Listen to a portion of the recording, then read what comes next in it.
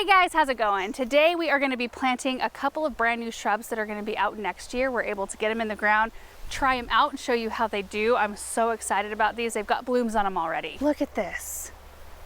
This is an El Nino catalpa. I've actually never heard of this type of plant before, but apparently it's a cross between a catalpa and a desert willow, which both of those plants do really well here. So I'm hopeful that even though these look super delicate, they're kind of orchid-esque, but also kind of snapdragon-esque and super fragrant, but I'm hopeful that they'll do really well here. And then we've got this weigela called Sonic Bloom Wine. So we've got the deep colored foliage with the really pretty rosy pink blooms. And we'll follow up the planting with a little update on our blackberries that we planted out last spring out in the south garden. I think there might be a few berries that are ready. Side note, the weather is an absolute gift this morning. It was 105 degrees yesterday, and while it was bearable because it was only 15% humidity, we don't have high humidity, it's very dry heat, it's still hot. Like it bakes you through your pants and like through the bottoms of your shoes. It's really hot. Today it's supposed to be 99. I think the sun's gonna peek out, but it's been overcast for most of the morning and breezy enough to where it feels good to be out here. It's so nice. We have our 10-day showing 110, 107, 105, 108. Should be real pleasant. So it's possible that I may have to makeshift some shade for these, and that's kind of how we get away with planting this time of year, dog days of summer, is just making sure that we shade anything that's brand new, provided a little protection, and then keep it well watered. That's the main thing, well watered. So a few stats on these. These are a zone 6 through 9, which we are a zone 6 here, and they bloom in the summertime. So you can see a whole bunch of buds starting. We're gonna get to enjoy so much color and so much fragrance. It's almost like a spring bloom smell, not lilac, but kind of. It's perfuming the air. They're very fragrant. I love that. They bloom on new and old wood. I mean, they grow 5 to 8 feet tall and 4 to 6 feet wide. That's pretty significant. I mean, we're dealing with a, I don't know, 1.5 by 1.5 foot plant right here, so it'll be fun to see how things go. But because they bloom on new and old wood, you can prune them as soon as you start to see new growth in the spring. That's the best time to shape them up if you need to. But we're gonna put these somewhere where hopefully we don't need to do that. They like full sun and they are deer resistant. I love the shape of the leaves. They just look like these look super healthy. So anyway, we're starting with some good looking plants. We'll see if we can maintain that during this heat. And then our Sonic Bloom Wine Weigela. Apparently this one is a prolific rebloomer throughout the summertime with these blooms. Like they just keep throwing blooms out, which is really fun to have something that will continue on. You know, even during the heat, you can see like down in this one, there's a ton of buds forming. Yeah, this is going to be a show. 4 to 5 feet tall, 3 to 4 feet wide, and they are zone 4 through 8. So this one spans a little bit further in the zone range than this one here. They do attract all the pollinators, the bees, the butterflies, but also the hummingbirds, you know, with those tube-shaped flowers. And they are deer resistant as well, if that's something you deal with. So that's the details I know about these plants. Again, these are brand new, so this is a first for me trying these. Weigelas tend to do pretty well in our area, so I'm pretty confident in those. The catalpa though, and I don't even know if I'm saying that right, this is going to be an experiment. Like I almost want to tuck it up close to the house, make sure it stays okay, but I want to make sure it gets full sun, which is what it prefers, which I can provide that. So anyway, we're going to head out and get those in the ground. Also, I have to say, even with the hot temps, the incredible hydrangeas, see them in there? They're holding and looking amazing. As well as the hostas. They're doing much better this year than typical. See in there? Those are the Empress Wu and Wu La La. Still looking good. They look pretty, having a few tucked in right here. Oh, I think that's gonna look really good, you guys. Really good. Now I did separate them because they get quite large and I want them to be kind of on their own a little bit. You know, we'll have things planted around them, but they're close enough to where they're gonna make an impact and you'll still like notice them as one unified look, if that makes sense. I am gonna drag the hose out really quick and give them a water. Their root balls are feeling a little bit dry before we even start the planting process. While we're at it over here, look at the lavender crush hibiscus. They are huge and they are gorgeous. Look at that. They really like this location a lot. We've got some denim and lace Russian sage just coloring up. And then from this angle, you can see the Ruby Chip Jr. Buddleias. Serendipity alliums are just getting ready to put on their show. But this whole side's really starting to fill in nicely. Okay, let's give them some water.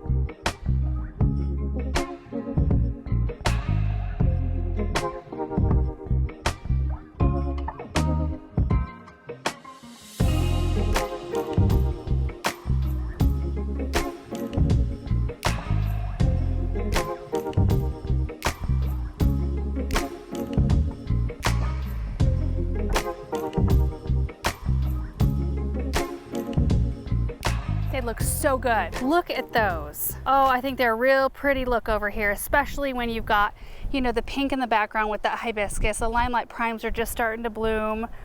We've got some quick fire hydrangeas right over here. Well, that one's just going for it right there. In fact, I'm thinking one of the weigelas should go right here. Let's grab one. We need some pink over here. Wouldn't that be pretty right there? Just kind of let it fill in. We could do another on the other side and then another one right here. I think I'd like that.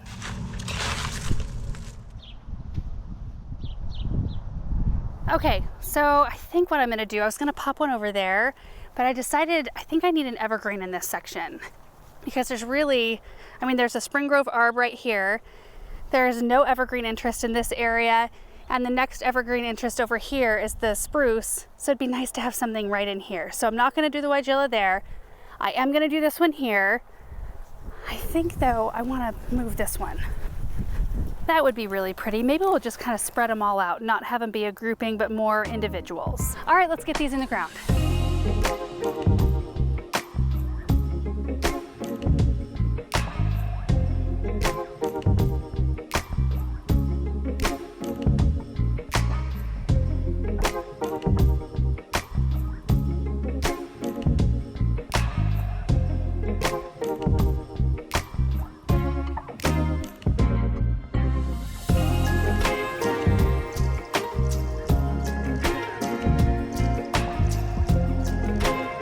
All done with the planting. Here comes Aaron. Let me get his opinion on the placement here. Are you fertilizing grass? Yeah. Oh, nice. What do you think I got in there? Well, I can't see anything. It looks empty. Oh, it's iron? Iron tone. Oh. Well, I want to show you where I placed some stuff. Sure, yeah. You want to see? Okay. So remember those catalpas? Yeah. Yeah. I don't know what those are. They're a mix between a catalpa and a desert willow. Oh, really? Both, so it is a catalpa. Yeah, so both of those do real well here. So hopefully these look so delicate. Catalpa, the bean tree. The bean tree, yes. So 2 of them here, nice. And then 1 on this side. So if you stand back over this way, you can see all 3 of them. How big do they get? Well, they get 5 to 8 feet tall and 4 to 6 feet wide. Wow. So that's why I kind of separated them quite a lot.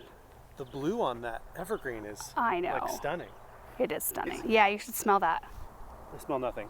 Do you smell iron tone? Yeah. You smell iron tone? I think my nose is just plugged with iron tone. Okay, well, Aaron's not a judge in the smelling department right now. Okay, so I put a Sonic Bloom wine weigela right there. I like those. Okay, like excellent. Oh, yeah. Woo! I like the darkness of those weigelas. They're really nice. And then there's one right here. How big does that get? 4 to 5 feet tall, 3 to 4 feet wide. Okay. And then one right here. Nice. Yeah. I like it. Oh, I see stuff in it now. I think it was just blending into the gravel in the background at the angle I was looking at it. That's a lot of iron tone. This is what Aaron's using right now. Turns yellow to green. And it looks pretty green, but I do see a couple of yellow drifts in there. Yeah. I'm kind of right in his way. Okay, here's a closer up look on that second one. So you can see that one over there, which you can see them at the same time now, but eventually this whole area will be filled in and you won't be able to see that. But I think that's really pretty. It's right next door to the reminiscent crema roses, which I love. I love the growth habit. I love the color. I think the buds are gorgeous. The color is perfect.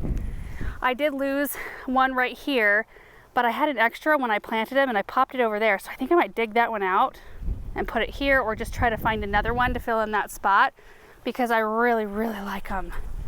So pretty. We've got lemony lace elderberries here and a yellow twig dogwood. Persimmon supertunias looking amazing up there. And that is an Oregon green Austrian pine, which I think will get about 15 to 20 feet wide, I think, in the end. I think maybe closer to the 15 side of things. I think it grows like 20 to 25 feet tall and 12 to 15 feet wide. Okay, and the last one right here on the way to the blackberries, which is where we're gonna end up. There is a Jolene Beauty Berry, I think is what it's called, which is doing really well. It bloomed beautifully. We've got a hibiscus, a hydrangea, some string theory, Amsonia. I planted this little pine here, something like something shag pine. Did it this spring, I can't remember. Anyway, weigela right here. I think that'll be really nice. And there's a look from this direction. He is so diligent with the amendments. Okay, so I'm gonna get all of these shrubs watered in really well, and then we will hop over to the blackberries.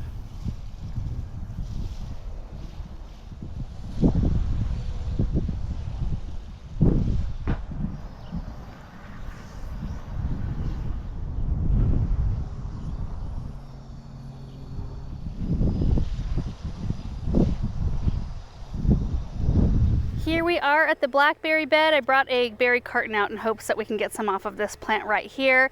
Beyond this bed, we've got fall gold raspberries, and beyond that, heritage raspberries, and then grapevines right here.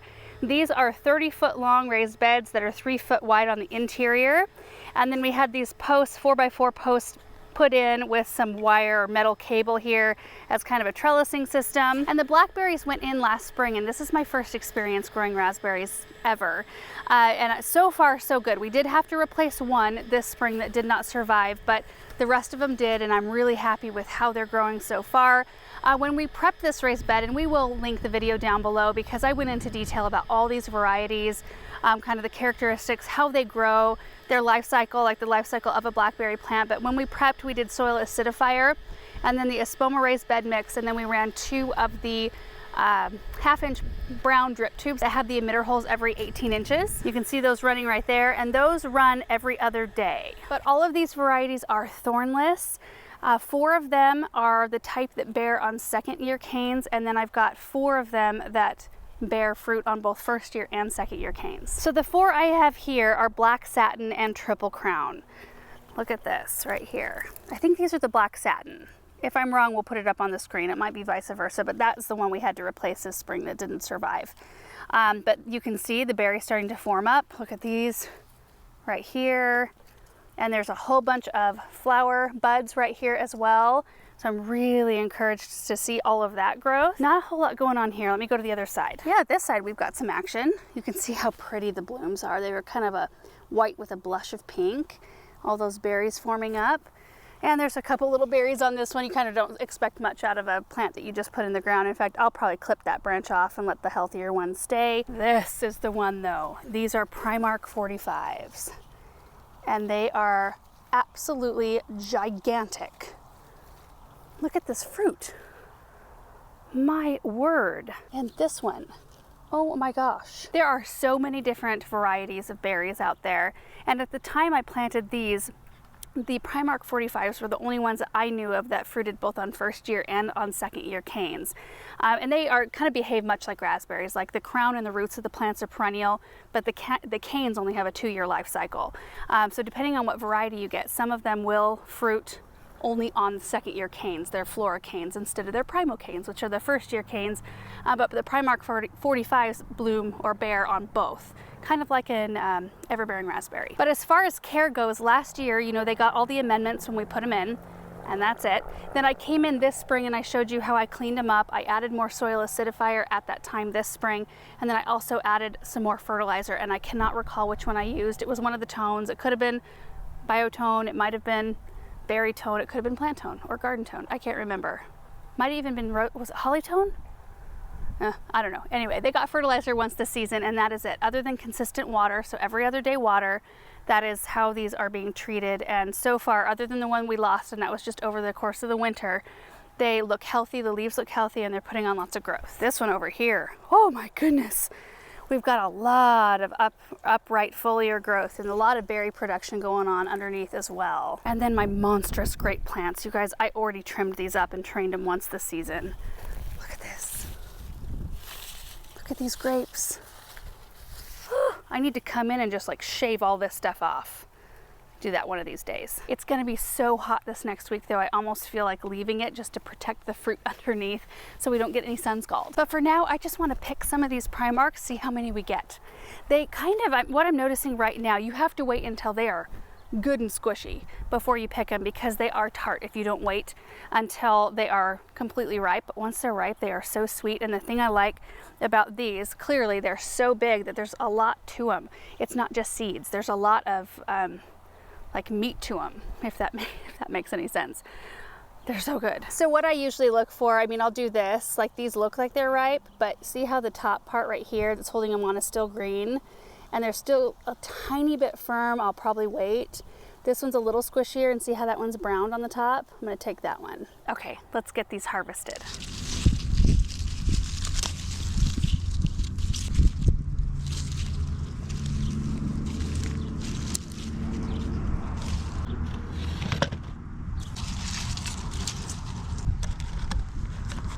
All right, guys, look at that. Pretty good haul today. Can you imagine when this whole berry patch has established and filled in? We're gonna have so many berries. And there's still a ton on this plant. And some of them, I mean, we're talking maybe a day until they're ready to be picked. I just don't want to push it, especially when there's just one plant that's producing like this so far.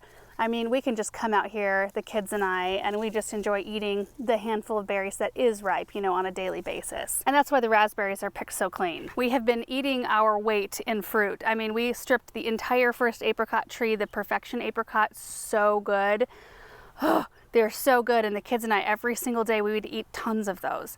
And now the Tilton apricot is starting to ripen up. It's kind of perfect. The two of those, the seasons don't overlap much. You've got one that you get to enjoy, and then the season just keeps on going with that Tilton. That sun is starting to feel warm out here. And we will probably just eat these fresh. I don't intend on making anything with them. When you've got fruit that are just perfectly fresh right off the plant, you really almost can't beat just eating it just like that. So anyway, guys, that's it for today. Just getting some new shrubs in. I'm excited to share with you guys how those do. You know, being brand new varieties, it'll be interesting to see, and really tossing them out when it's really the hottest part of our year. Kind of put them through the paces right from the gate. So we will report back. Hope you guys enjoyed this video. I hope you're having a great day, and we will see you in the next one. Bye.